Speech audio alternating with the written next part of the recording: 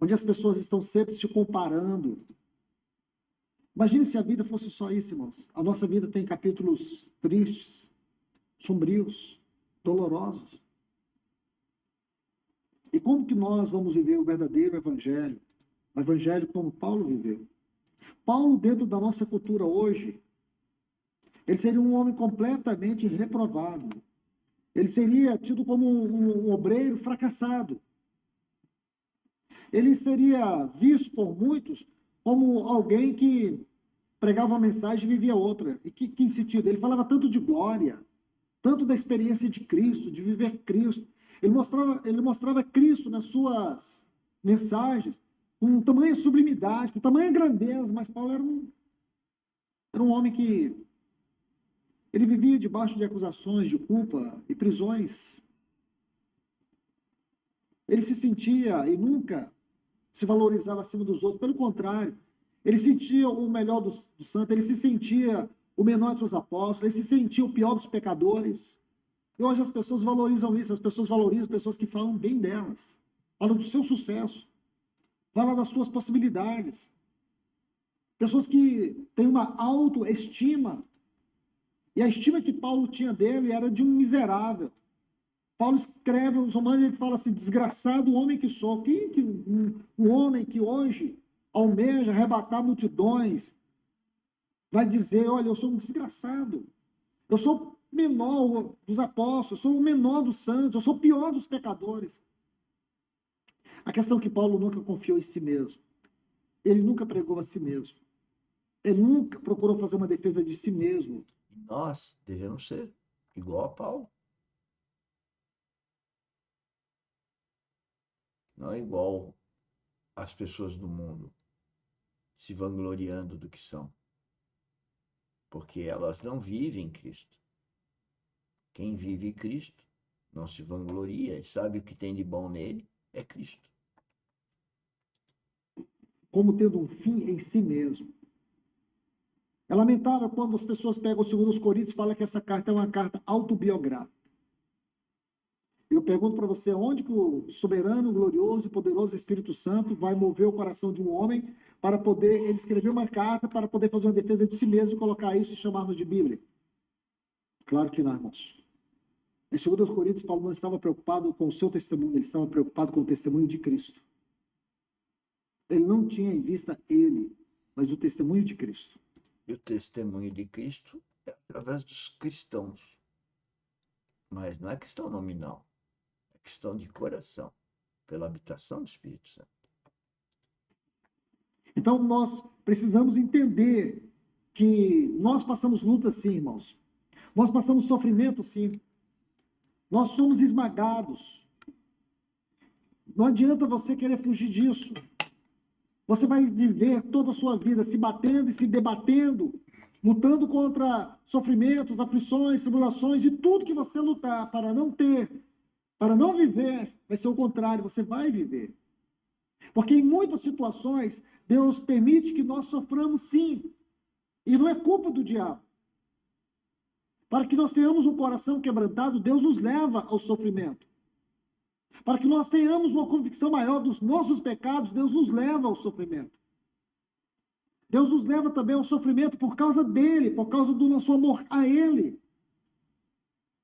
Então sofremos por causa dos nossos pecados, sofremos por causa do nosso ego e sofremos também por causa de Cristo.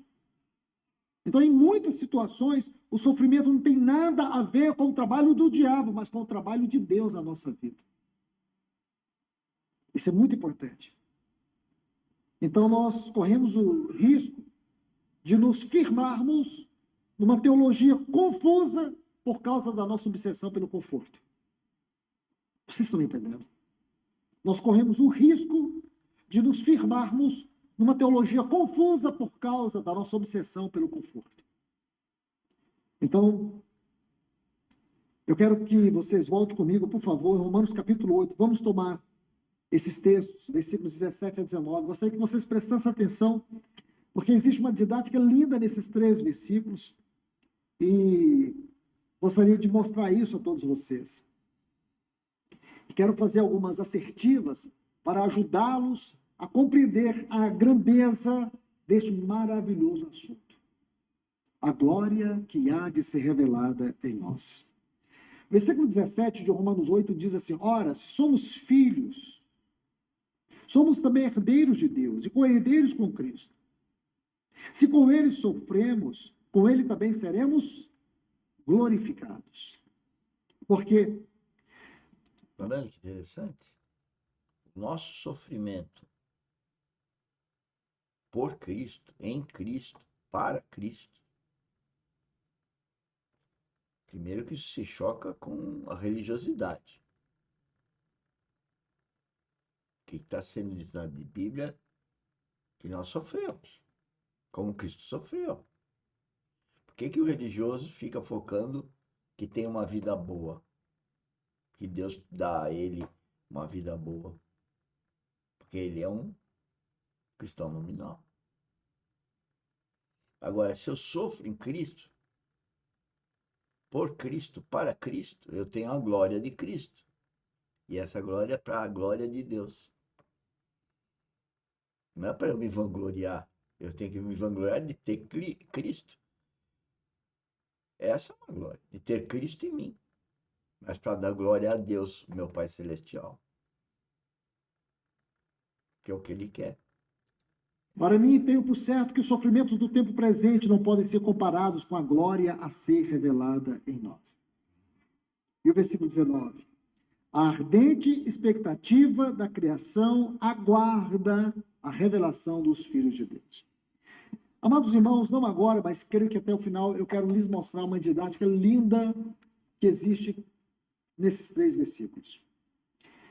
O versículo 17 e o versículo 19 nos traz uma verdade. E aí nós vamos entender por que o versículo 18 foi colocado aqui, não aleatoriamente, mas propositadamente pelo Espírito Santo. Porque o versículo 17 e 19 nos mostra 2 coisas interessantes acerca da glória vindoura. Aí nós vamos entender aqui. Em português é impossível de você ver. Se você olhar esses textos em português, você vai ler a vida toda, você nunca vai entender. Porque aqui no versículo 17, quando diz somos filhos, a palavra filho é tecno. Tecno fala de uma criança. Uma criança completamente dependente do seu pai, que ela precisa crescer.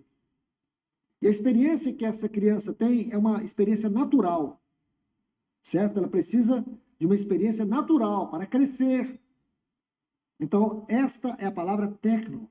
Porém, no versículo 19, quando fala da revelação dos filhos de Deus, revelação dos filhos de Deus, a palavra filhos aqui já não é a mesma palavra no texto grego do versículo 17. A palavra aqui é huios, huios.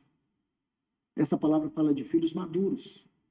Então você entende que os tecnos, eles são gerados de maneira natural. E os huios, eles são gerados em meio à dor. A dor... E aí? Você vai ficar no status de tecnos ou de huios? Maduros, gerados a partir da dor. Eu fico aqui olhando a rede social, tentando monitorar. Vocês estão me ouvindo? E em algum momento a gente deseja que tivesse muitas pessoas nos ouvindo. E nesse momento a gente reflete: é meu ego ou é o meu amor por Cristo? Eu posso dizer para os senhores que é confuso. Para mim, ver que as pessoas estão entrando e saindo, porque elas não querem ouvir. Eu fico triste. Mas não é por mim, é por elas que não estão ouvindo o Espírito Santo. Então vocês que estão me ouvindo, mais do que ouvir a mim e a próprio Luiz Fontes, como diz Jesus Cristo, e está escrito, ouça o Espírito. Ouça o Espírito. Tem uma passagem na Bíblia que determinado personagem não ouvia. E aí o Espírito Santo falou com o jumento, através do jumento. Então, o que eu estou querendo dizer com isso? Estou entendendo a partir disso que vocês devem ouvir o Espírito Santo